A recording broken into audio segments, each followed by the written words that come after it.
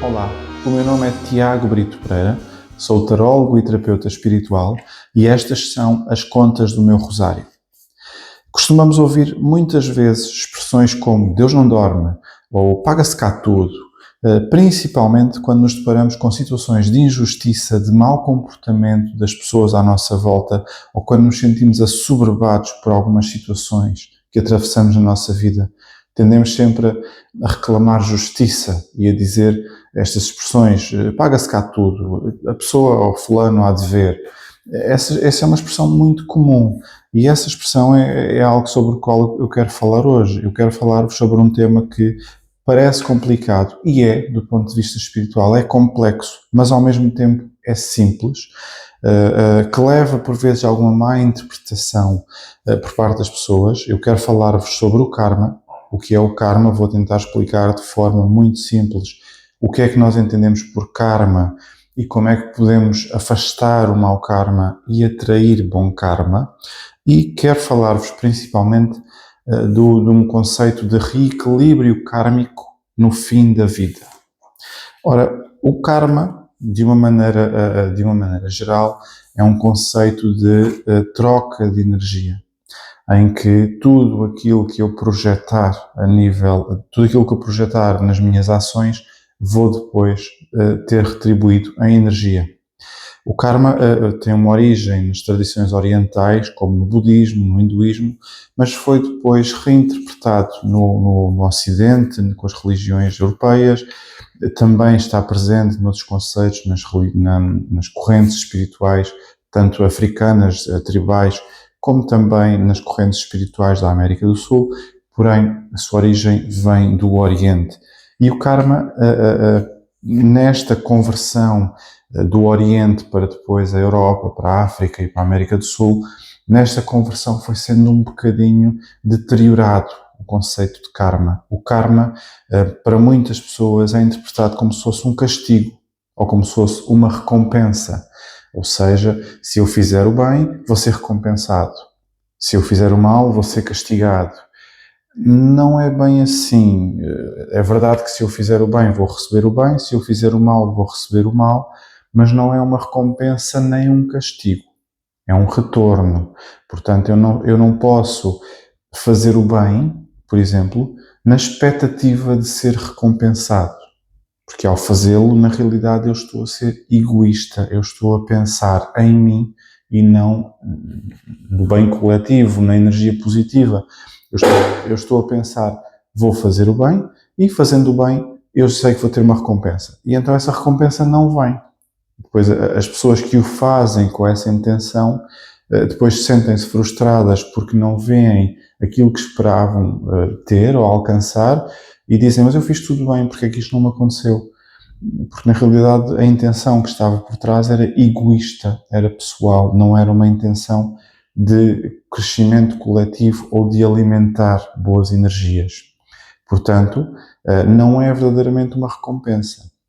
Da mesma forma que alguém que faça ações erradas não tem necessariamente de ser castigado. Se a pessoa fizer uma ação errada com a intenção de magoar alguém, uma vez mais com uma intenção egoísta, sim, vai ter um mau karma.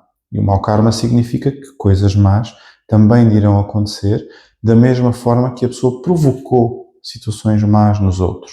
Porém, alguém que faça uma coisa má sem o querer fazer, de forma involuntária, sem intenção, por exemplo, num acidente, a pessoa não vai ter mau karma por causa disso. A pessoa não quis voluntariamente fazer mal, portanto não semeou esta energia, não a vai colher. Logo, o karma não é uma recompensa ou um castigo, como as pessoas podem pensar. O karma é uma lei espiritual e uma lei espiritual são linhas bases espirituais sobre as quais a energia age. A lei espiritual é algo que não pode ser quebrado, que não pode ser corrompido e que vai sempre ser aplicado. Portanto, é como se as leis humanas fossem invioláveis, que nós sabemos que não são. Há quem consiga escapar à lei, há quem consiga corromper as leis, há quem consiga, como se costuma dizer, passar pelos pingos da chuva. A nível espiritual, as leis espirituais não são assim, porque a energia é omnipresente. Portanto, uma lei espiritual é algo que ninguém pode escapar.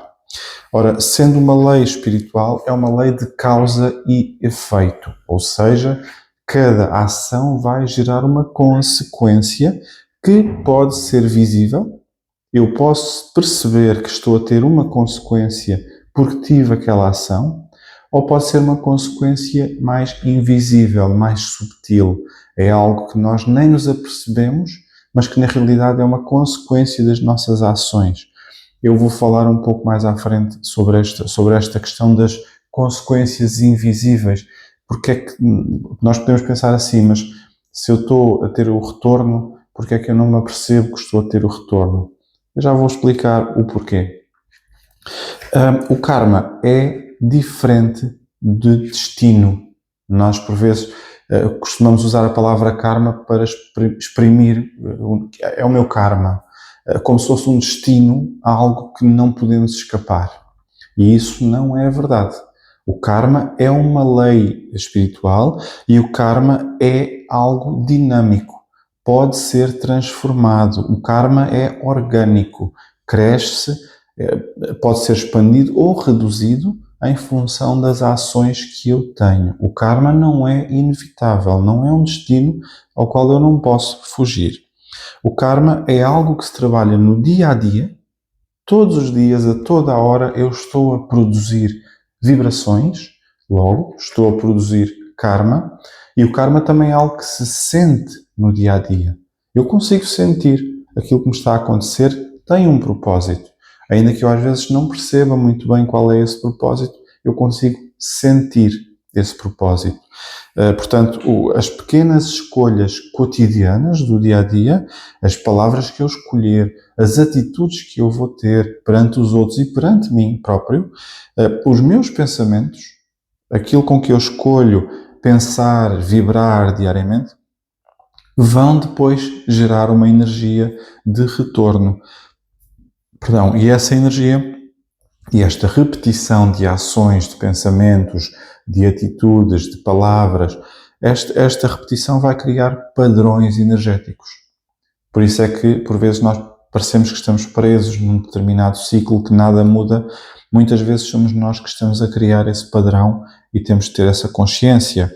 As nossas intenções vão moldar a qualidade das experiências que nós temos na nossa vida. Quanto melhores forem as nossas intenções, mais positivas serão as nossas experiências, ainda que na altura possa não parecer. Porque o karma, sendo uma lei, é aplicada quando a lei for justa. E se não for o momento certo para receber o karma, eu não vou receber o karma porque eu não estarei preparado para aprender com esse karma. E então não faz sentido ser aplicada uma lei quando a pessoa não está preparada para ser corrigida, por assim dizer. Portanto, o karma é dinâmico, não é um destino inevitável. Por outro lado, o karma é também sinónimo de responsabilidade pessoal. Ou seja, eu não posso atribuir tudo aquilo que me acontece ao karma para me desresponsabilizar das minhas ações. A partir do momento em que eu tenho ações, em que eu tenho livre arbítrio, em que eu tenho inteligência, eu sou um ser racional, não sou um ser puramente instintivo, como os animais. A partir do momento em que eu sou um ser racional, eu tenho consciência da minha responsabilidade perante as minhas ações e perante os demais. Portanto, o karma deve ser uma ferramenta de autoanálise. Eu posso pensar assim: o que é que eu fiz hoje para gerar bom karma? Quais foram as ações que eu fiz hoje que geraram bom karma, que ajudaram os outros? Eu devo fazê-lo, volto a dizer, não no sentido egoísta, do género, eu hoje, por exemplo, ajudei 5 sem-abrigos e ajudei uma velhinha a atravessar a estrada, portanto amanhã eu vou ganhar um carro num sorteio. Não é assim que funciona, porque isso torna o karma em egoísmo. Mas eu devo pensar assim: será que fiz tudo o que podia pelos outros dentro do que está ao meu alcance? Ou será que até fiz algumas coisas que não devia ter feito? Será que respondi mal a um colega de trabalho? Eu sei que aquele colega de trabalho é irritante, mas eu podia não ter respondido desta maneira, podia o deixar estar. Será que eu não dei uma palavra amiga e sabia que aquela pessoa estava a precisar, mas no meu stress, na minha pressa, no dia-a-dia, podia ter perdido 2 minutos a falar com aquela pessoa e fugir desta pessoa? Será que eu podia ter feito a diferença? Portanto, ao fazer isto, ao fazer esta autoanálise, eu estou a corrigir o meu padrão energético para o futuro. Também, falando em padrões energéticos, reconhecer estes padrões, perceber que as coisas me acontecem sempre de determinada maneira, é o primeiro passo para depois os tentar corrigir, quebrar ciclos negativos e abrir novos caminhos. Existe também o karma. O karma é uma coisa individual, portanto, eu tenho karma pelas minhas ações individuais, mas existe também o karma coletivo e o karma social. O karma coletivo significa que eu, como comunidade, vou gerar um tipo de karma. Essa comunidade pode ser uma coisa tão simples como o meu lar, eu, a minha esposa, filhos, se houver, em que esta família, nós conhecemos muitas vezes as pessoas pela família de onde elas vêm, porque já conhecemos o comportamento daquela família, já sabemos como é que elas normalmente reagem perante as situações, sabemos com quem podemos contar, com quem não podemos contar, sabemos o que esperar daquelas pessoas, daquela família. Isso é uma espécie de karma coletivo a um nível muito baixo. E depois existe o karma coletivo, por exemplo, numa comunidade, numa rua, num país inteiro, numa região. Portanto, o karma pode ser coletivo, em que o conjunto de ações daquelas pessoas é muito semelhante e depois a vibração que aquela comunidade atrai também é muito semelhante. Portanto, o karma é individual e depois expande-se a nível coletivo. Se eu entender que o karma da minha comunidade não é o melhor, eu também posso tentar sair desse karma. Eu não tenho de me comportar da mesma forma dos outros se eu vir que aqueles comportamentos não são os melhores, nem para mim, nem para a comunidade onde eu estou inserido.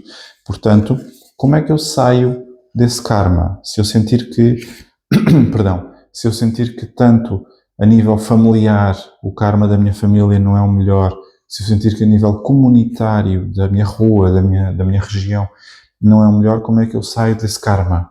Compaixão. A compaixão vai-me ajudar a sair do karma coletivo, vai-me ajudar a entender que aquelas pessoas não estão preparadas para evoluir a nível emocional ou espiritual, mas eu vou ter compaixão delas e ao ter compaixão delas eu vou me destacar daquela energia e vou tentar contribuir para melhorar aquela energia, mas de fora, não inserido naquele padrão. Ora, como é que eu trabalho o meu karma? Portanto, eu já falei na autoanálise, observar os padrões recorrentes na minha vida.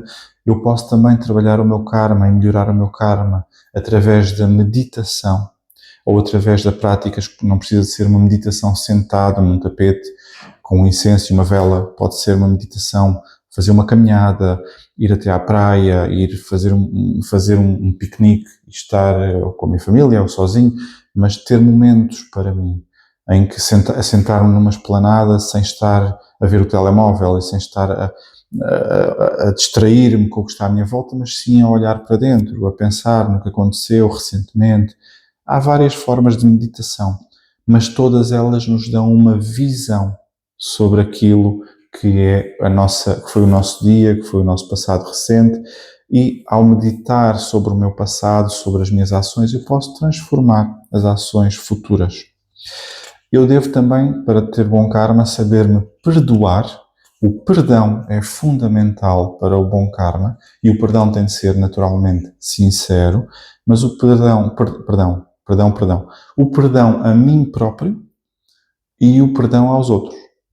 Um perdão genuíno, em que eu liberto aquela carga kármica. Esta frase agora está muito carregada, perdão, carga kármica, mas o perdão em que eu liberto uma carga energética muito pesada e a deixo ir. E ao fazê-lo, eu estou naturalmente a cultivar bom karma e, naturalmente, diariamente, pequenos atos de bondade. Essa bondade pode ser um sorriso, quando sentimos que alguém está ao nosso lado e está a ter um dia muito mau. Pode ser um pequeno gesto, pode ser uma pequena dádiva, pode ser um favor, pode ser uma ajuda. Uma coisa muito simples, como abrir a porta a alguém, como ajudar alguém a carregar os sacos do supermercado, se virmos que a pessoa está com dificuldades, se virmos que uma pessoa deixa cair algo no chão, tentar apanhar para a pessoa. É um pequeno gesto que nos demora um segundo, mas que para a outra pessoa pode fazer muita diferença no dia dessa pessoa. Ora, também é importante evitar usar o karma como uma forma de julgamento, principalmente perante os demais.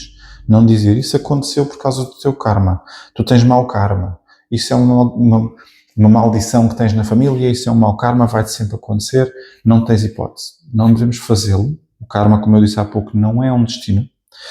E devemos ver sempre o karma como uma ferramenta de crescimento, independentemente da maneira como o aplicamos ou como o entendemos.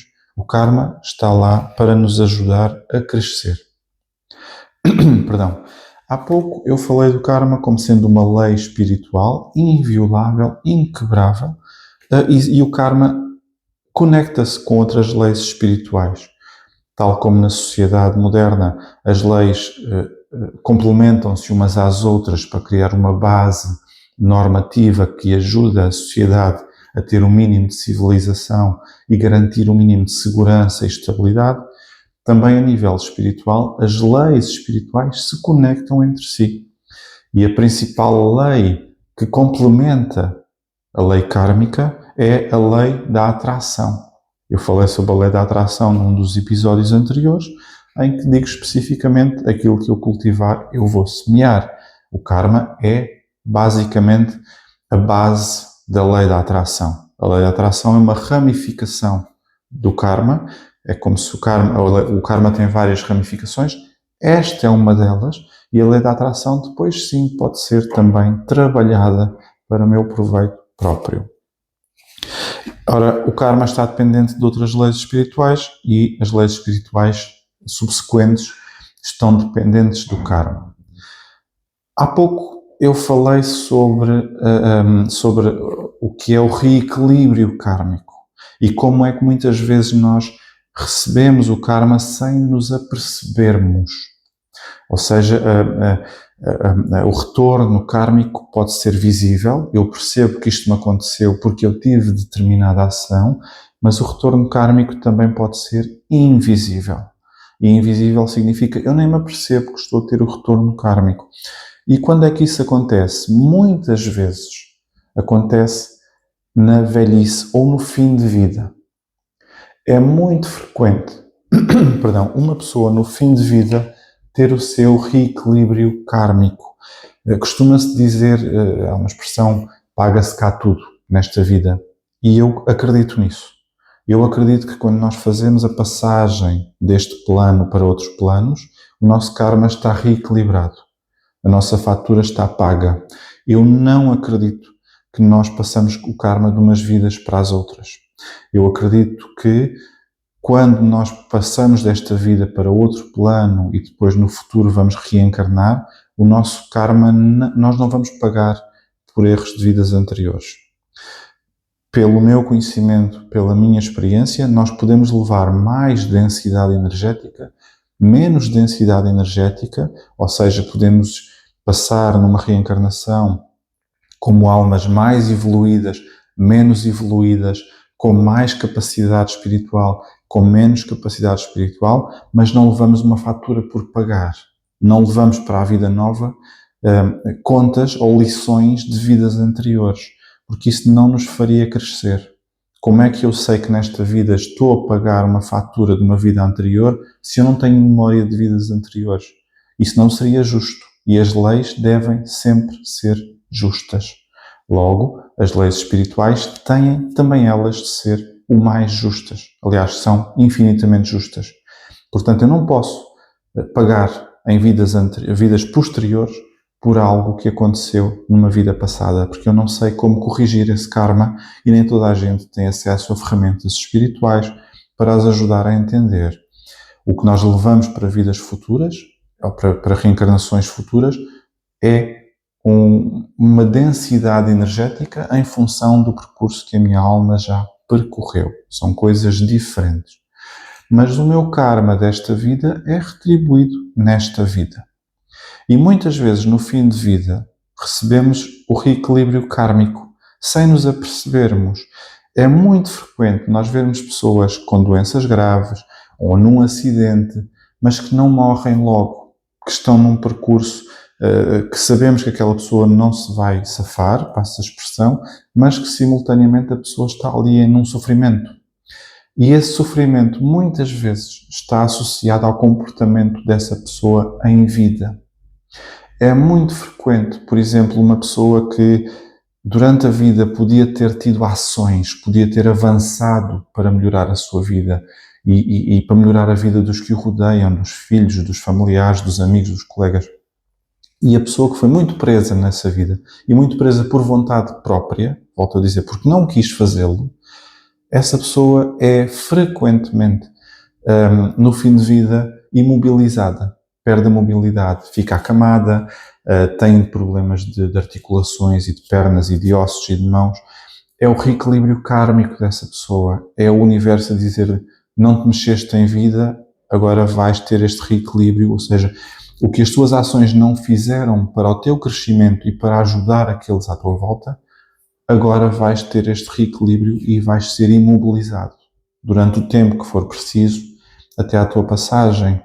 Pessoas que durante a vida escolheram ignorar, escolheram não ver aquilo que estava à volta delas, escolheram olhar para o lado e não assumir as suas responsabilidades, muitas vezes ficam cegas ou perdem a visão. Pessoas que sabem que estão a fazer algo mal, veem que aquilo não é correto, mas fazem na mesma. Muitas vezes perdem a visão ou perdem algum dos sentidos. Isto é uma forma que o karma tem de lhes dar o retorno. É muito subtil. Como é que eu me vou perceber que estou a perder a visão e porque é que estou a perder a visão? Muitas vezes a pessoa nem se apercebe disso, mas se olhar para as suas ações no passado, durante a vida foi cega porque escolheu ser cega. Escolheu não olhar para os problemas, ou não olhar para as pessoas à volta dela no sentido de as ajudar. Portanto, quando eu falo em reequilíbrio kármico no fim de vida, muitas vezes esta sucessão de acontecimentos preconiza também que a alma se está a preparar para partir. É bom nós termos essa autoanálise feita e dessa forma nós conseguimos também tentar corrigir algum desse karma e reconhecer os nossos erros perante aqueles que estão à nossa volta. Por outro lado, eu vou fazer um pequeno sumário de alguns conceitos errados sobre o karma. O karma, como eu disse há pouco, não é um castigo nem uma recompensa imediata. Não é se fizeres uma coisa errada hoje, amanhã vais ter algo mau. Não. O karma é um processo de causa e efeito em que eu vou colher aquilo que semeio, mas que se pode manifestar em diversos momentos e não necessariamente imediatamente. O karma não é um destino, também já falei sobre ele há pouco. O karma não é um julgamento ou uma forma de culpar os demais. O karma não é apenas negativo, como as pessoas costumam dizer, o karma é uma forma punitiva. Este é o meu karma, tenho mau karma. Eu também posso ter bom karma e devo ter bom karma. O karma só diz respeito a vidas passadas, isso é um erro. O karma não diz só respeito a vidas passadas e muitas pessoas utilizam isso como uma desculpa para espiritualmente ou emocionalmente não evoluir. As pessoas dizem, eu estou assim porque noutras vidas fui isto ou fui aquilo e então estou a pagar por esse karma. Não é verdade. Esse karma é desta vida. Foi criado nesta vida e eu posso mudá-lo nesta vida. Tá bem? O karma não diz respeito a vidas passadas. A minha densidade energética diz, o que me está a acontecer nesta vida é consequência desta vida. Ora, o karma é, portanto, não é uma sentença, não é uma vingança. O karma convida-nos à autoconsciência, em que cada pensamento, cada palavra, cada gesto que eu tenho vai deixar uma marca e uma vibração energética que vai construir um padrão, ou seja, um caminho que depois abre possibilidades para o meu futuro. Pensamentos, palavras e gestos positivos, caminhos e padrões positivos. Mais cedo ou mais tarde, não tem de ser na hora, volto a dizer, pensamentos, palavras e gestos negativos, caminhos ou padrões negativos, mais cedo ou mais tarde, não tem de ser imediatamente. No fundo, o karma não nos prende, o karma desafia-nos a crescer. O karma não me obriga a nada. O karma desafia-me a evoluir.